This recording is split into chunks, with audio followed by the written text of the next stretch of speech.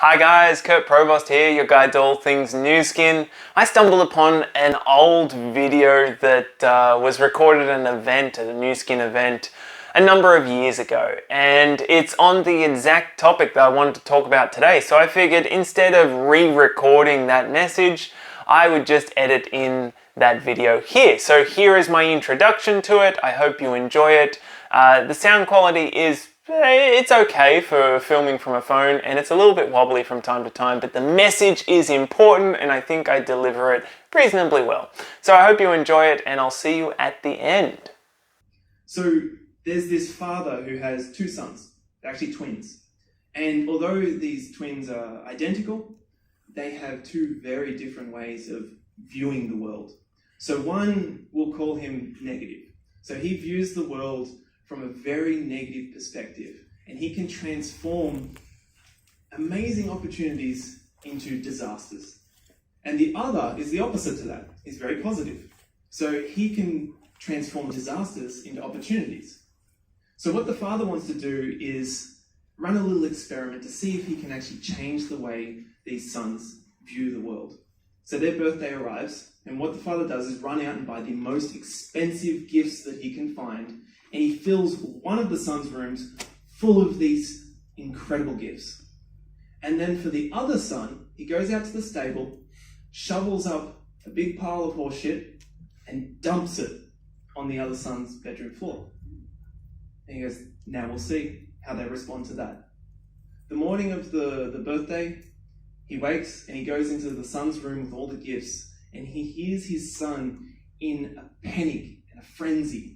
He said, what's wrong? And the son's going, oh my God, Dad, look at all these gifts. I don't know what I can do with this. My friends are going to be so jealous. I've got to unwrap these. It's going to be such a mess. I've got to learn how to use these things. I mean, what is that thing? I've got to go to school as well, and I've got to put batteries in that. And the dad walks out going, that was a very expensive lesson that you can't change negative people. And he bumps into the other son. And the other son's running around all excited. He said, Dad, you'll never believe what I got for my birthday. And Dad, knowing full well what he got for his birthday, says, what did you get? And the son goes, I got a horse. I can't quite find it. It's definitely been in my room though. What's interesting about that is that any situation, it's not what is happening to us. It's how we view what is happening to us. And we have absolute control over that view. That is the mindset. And I love that word mindset because to me, my interpretation of it is that it's the way that we set our mind. So it's kind of like like the air conditioning in this room.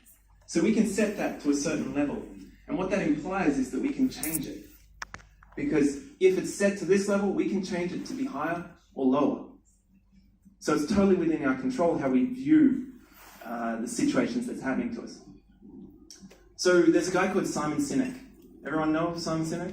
Yes. You should. For this business, he's brilliant, talking about how to market things on a very different level. And he runs this experiment because he believes that there's only two ways to market something. And the first way is how most companies do it. They go out there and they tell you about the facts and the features and what this is and how it works and blah, blah, blah. And that's what most people do. And it can be effective. However, there's a more effective way, and that is to talk about the heart aspect of it. Why you need that. What they believe that these products or these things are about. And it connects on a very different level. So he ran this experiment by finding a homeless woman who was willing to participate. And she had a sign that said the very usual things that you find homeless people saying on the side of the street. You know, I'm broke, I'm sick, I've got children dependent on me, I'm in this hard luck situation at the moment. And it's not to put down a homeless person, that's all true, most likely, because I've been in a position while traveling that I've had to beg for money. No one does that on purpose, or at least consciously. It's a terrible situation. So they're stating the facts and the figures of their circumstances. Does that compel you, though, to donate money? Sometimes it does, but most of the time it doesn't. So what Simon did is he just changed the wording of that sign. And he said, if you only give once a month, please consider me next time.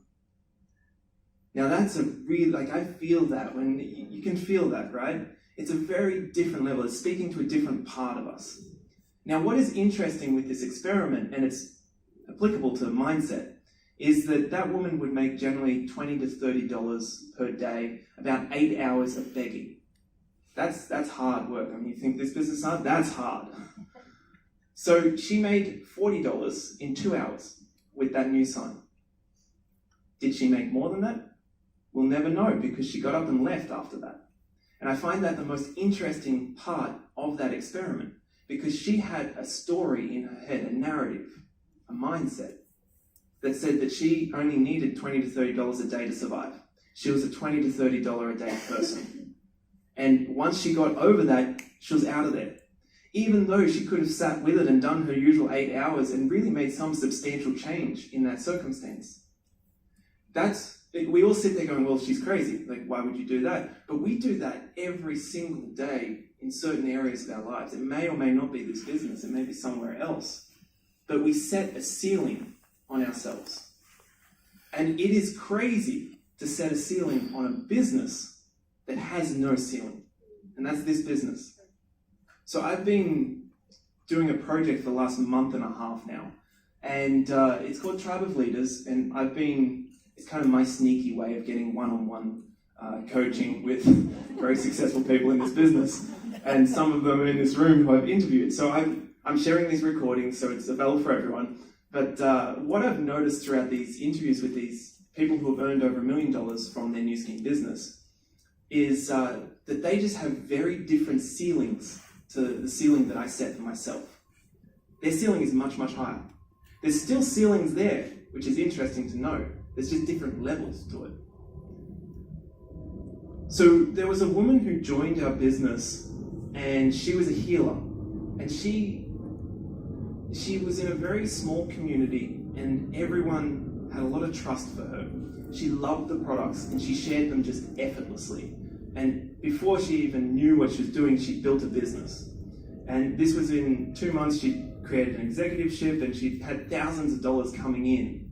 And then she disappeared. Now, has anyone had any experience like that with team members? They're doing really well, and then just gone. You're like, why? Everything was going right. Well, when you really think about it, she had a mindset that she was a healer, that she helped people, and you can't help people and make money at the same time. So as soon as she had money coming in as a result of her helping people, she dropped out, despite her family really needing that money. She had the value or the mindset that poverty is a virtue. And he said it could be changed quite easily, and this is what Simon Sinek talks about, is that we can change that narrative, that story in our minds through the words that we use. Words are very, very powerful. So words like, or let's say a statement like, I'm not team elite yet. Put an infinite statement at the end that implies hope and optimism and gives you a way forward. Whereas if you just leave it at, I'm not team elite, okay, there's the ceiling. Never will be. So I'm not team elite yet, or for now. Try using those words just to open up your mind and change that setting. So talking about a team elite, there's one team lead in particular who I interviewed. His name is Monty Schumacher. And he, talking about the mindset that is valuable for this business, he has this story that he shares. He's been in the business for over 30 years now. He's 14 months away today from making his 20th million in the business, so he's done reasonably well. And he has a different ceiling to what many of us have. And the interesting thing is everyone in this room is part of his organization. It stretches around the world. And he was telling when he was building this business as a 22-year-old guy going to beauty salons and people in the beauty industry, cold calling, he would just walk in there and say, hey, have you got a minute? I've got something that's going to make you rich. That didn't go so well. He was getting a lot of rejection. I don't know about you guys, but I would struggle with that as well. So he came up with this idea, which is something that I'm very familiar with. He decided he would find a shortcut. Now, I've been doing shortcuts in this business for 6 years. Now, one thing I can tell you is there's no shortcut. Shortcut is like the long way around. And so his shortcut was, rather than doing one-on-one, which can be effective. He would rather do one to many, which can also be very effective. And he decided that he was going to buy a list of contacts of people in the beauty industry in Southern California. He figured, if I'm going to spend the money on this, I'm going to go to the best place. He was going to Hollywood. So he borrowed money from his parents. He flew to LA, got in a taxi, asked them to take him to the most extravagant hotel in Hollywood. And once he got to the hotel, he said, "Show me your biggest function room." They took him to the grand ballroom, and this thing is like red velvet theater style. There's 3 massive chandeliers that are like small cars. It seats 1,500 people. And he looks at it and goes, "I don't know if it's going to be big enough. I've got a lot of people that are going to be coming to this, but it's going to have to do. I'll take it." He pays for it with the borrowed money, flies back to Arizona where he's sleeping on his parents' couch, and gets to work inviting this list. There's several thousand names and numbers on this list, and he's handwriting invitations that he's sending out to these people. It takes him a couple of months. And then he flies back to LA on the day of the event, and starting at 7 p.m. So he's up on stage, kind of like this, but he's up on stage, and he's made 3 tables set up very much like that. He was very proud of himself because he was ex-military, so he did a very good job for making it pretty. And then he kind of turns around and looks out, row upon row upon row of empty seats. And again, he's thinking, I don't think I've got enough seats. Maybe I can talk to the manager and we can get some extra in, or there's going to be a surplus flowing out into the foyer. And then 7 o'clock comes, and he looks up, and no one's there. And so he thinks, it is LA. They're on a very different time. It's fashionably late. They'll be here in 10 minutes, 15 minutes. So he gets back to work, preparing the tables and everything, preparing his immaculate presentation. And then it's 7:30. And it dawns on him. He breaks out in a cold sweat in that moment that he put the wrong address on the invitations. And they've probably gone somewhere else. He didn't do that, but that's what he's thinking in his head. That's how delusionally optimistic this guy was. And so he's like, oh my God, they're all somewhere else waiting for me. How am I going to find them? I've blown this opportunity. Blah, blah, blah. 8 o'clock comes along, and it dawns on him finally that no one is coming. That he just failed to probably the greatest extent of anyone in the history of Nu Skin. That he is a failure, or was a failure. At that moment, 2 women walk in the back of the room and yell out to him, "Is this the Nu Skin thing?" And in his head he goes, "Just tell him no. No, I'm just packing away. You're too late, you missed it. Yeah, he's already left." And he thought, no, I've got to put my pride aside and go and show them Nu Skin because they made the time to come here. So he went and presented to them, and they both signed up. So, at least there's a 100% sign-up rate. That's pretty good. Way better than what I can do. And I remember asking him this as he told that story, can you just imagine that situation for a moment? Just every cent that you have and more that you don't have, you've invested into this moment, and he thought this was the moment that was going to skyrocket him to the #1 earner in the company. This was going to make him overnight a success. And then it just slaps you in the face that you're a failure. I said, how did you handle that? He said, well, I saw it that there was 2 ways I can handle it. Remember the 2 sons? Yeah. He said, first, I could feel sorry for myself, and I could use this as the reason that I quit. And most people would do that. I've had people quit because one person said no to them. One person, not 1,500 or several thousand actually, saying no. He said, or I can use this to get angry and decide this is the reason why I will succeed.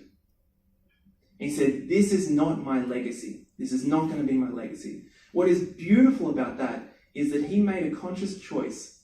The exact same moment could be the reason he quits or the reason he does something. And we have that opportunity in every single moment in this business. Something bad happens, something that you expected to work and turn out doesn't happen. You have that opportunity to decide what that means. So use those words, use those resources, and rather than listing off how you can change your mindset, where you can put the good stuff into your mind, because there's plenty of that available, I would encourage you to just consider today, what is your mindset? And is it serving you?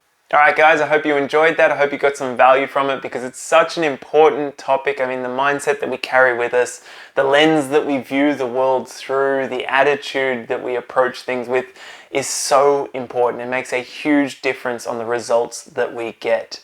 So if you did enjoy it, please give this video a thumbs up. That's a free way that you can support the channel. And welcome to comment. I'd love to hear your thoughts about it. And please subscribe and turn on the notifications if you'd like to see more videos like this. If you randomly stumbled upon this and you're like, you know what? Nu Skin sounds like a good idea. I would like to find out more about it, or I'd like to know how I can partner with this company and actually build a business for myself. How do I do that, Kurt? Well, send me a message. My details are at the end because I'm actively expanding my business around the world and I'm looking for great people to work with, just like yourself. Alright, that's it for today, guys. My name is Kurt Provost, your guide to all things Nu Skin. I'll see you in the next video. Ciao, guys.